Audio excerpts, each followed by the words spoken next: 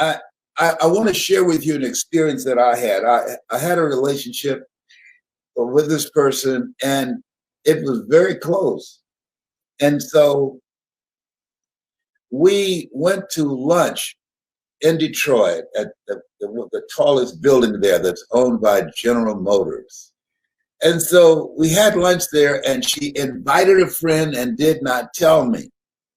And so when we were there, the friend came in and she introduced herself, and I introduced myself, and we sat down to have lunch. And then she asked me, "What do you do, Mr. Brown?" And I know that she's rather professional. And I was so excited to tell her. I said, "I'm a motivational speaker." "How long have you been speaking?" I said, "Well, I'm just getting started." "Who are you going to speak to?" I say, "AT&T, Procter and Gamble, McDonald's Corporation, General Motors, because we're in this hotel that's owned by them, and a variety of Fortune 500 companies." She said, "Have you ever worked for them?" So I said, "No, but I'm doing my research." She asked, "Then, what college did you attend?" I said, "Oh, I don't have any college. In fact, I thought it would be a competitive advantage on my part. When I was in the fifth grade, I was labeled educable mentally retarded and put back from the fifth grade to the fourth grade. And I failed again in the eighth grade. I don't have any college training, but once I learned something, I got it. I'm all in, and I master what I do. I'm a guy that my goal is not just to be a speaker. My goal is to be a dominant speaker." So she said, "You have no corporate experience." I said, "No." "And you have no college education?" "No." "Not even a BS?" "No." Hmm. She said to my friend, "Let's go to the restroom." Now, you know, when ladies ask to go to the restroom, I figured it was no unusual deal because usually they will ask, "Let's go together." So when she came back, she said, "Bye, Mr. Motivator, this person." I don't want to call her name. And my friend, who I'd been dating for like 6 or 7 years, her eyes are red, and I can tell she was crying. And I said, "What's going on? You weren't crying when you left me at the table." She said, and let me use a name. "Mary is a psychiatrist." I said, "Oh, great." I said, "So what's going on? Why are you crying?"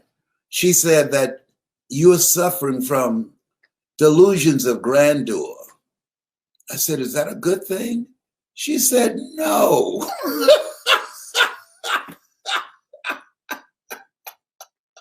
I said, what does it mean? I never heard the word before. She said, "You're delusional. You're talking about becoming a motivational speaker for companies that you've never done training for companies that you have no experience with. You're talking about traveling around the world, motivating and inspiring people. You have no credentials." And she said, "I'm a doctor. You and I are unevenly yoked." And so she said, and the word passed around Detroit quickly, and "I can't continue with you." Oh, my goodness. I said, "What do you mean by that?" She said, "I'm unevenly yoked. You have no college training. You're an embarrassment to me. The relationship is over." That was a punch in the gut. And fortunately, boy, they say coincidence is God's way of staying anonymous. Fortunately, I was winding up a speaking engagement right outside of Detroit in Warren, Michigan, for a church called the Church of Today, Jack Boland. And everyone knew who had been coming to this series called Choosing Your Future. It's possible, it's necessary, it's you, it's hard, it's worth it, it's done. And traffic was backed up to people coming to hear me close it out. And Roger King of King World was in town. And Roger King saw me in an interview, and he reached out to me the next day and asked me would I be interested in doing a talk show. I said, yeah. He said, but we would like you to be the Black Jerry Springer. And I said, no, and hung up. He said, I'm going to send you a call back. And he said, I'm going to send you something in a couple of days, and you're going to call me. Okay. I went on about my business. A few days later, I heard Stu Burkhardt, my secretary, oh no, this has got to be fake. No, this can't be real. I said, what's going on? So she came in and she showed me a check, $2.5 million. $2.5 million with my name on it. Whoa, I couldn't believe it. We got a copy of it.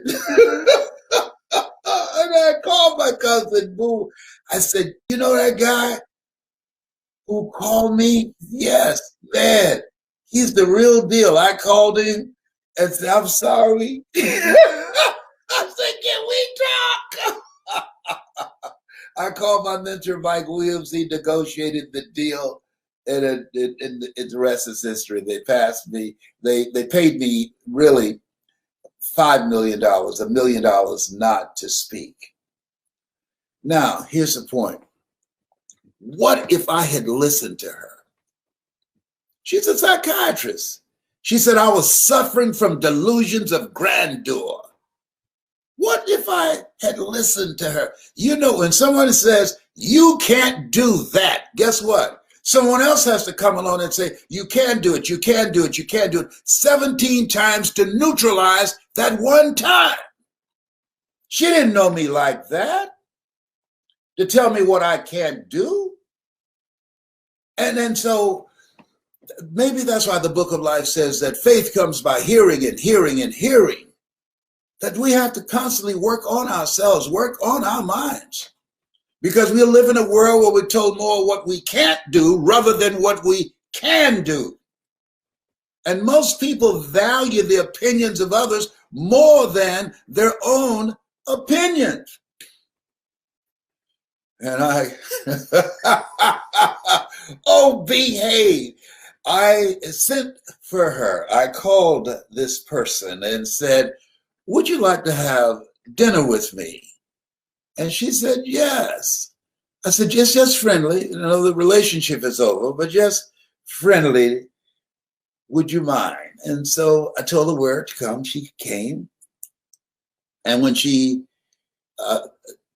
no, excuse me. I sent a limousine to pick her up. That's number one. And when she, and I remember the movie Coming to America.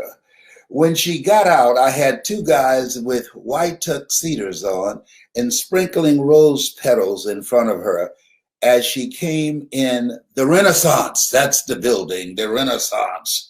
And they have a restaurant up top. And I had them sprinkle rose petals as she walked every step of the way. And when she came in, I was seated at the table.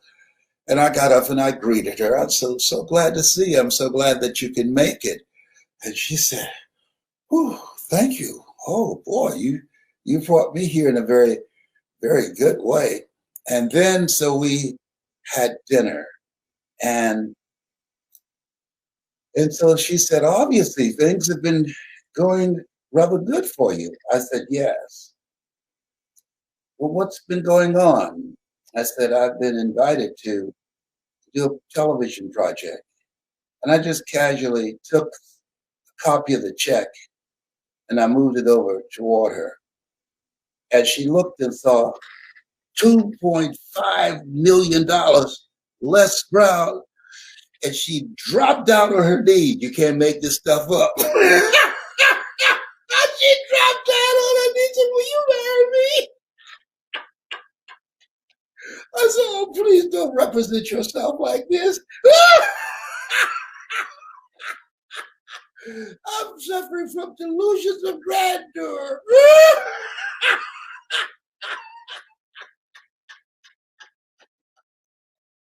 is the point. What if I had listened to the psychiatrist, her friend? What if I'd said, well, after all, she is a psychiatrist, and she probably did a spot examination of me, and during the conversation, she made an assessment of me. Maybe I should do something else. Maybe I'm setting myself up for failure. Maybe I'm fooling myself. Maybe I should go to college and get a bachelor's of arts degree. Maybe something is wrong with me.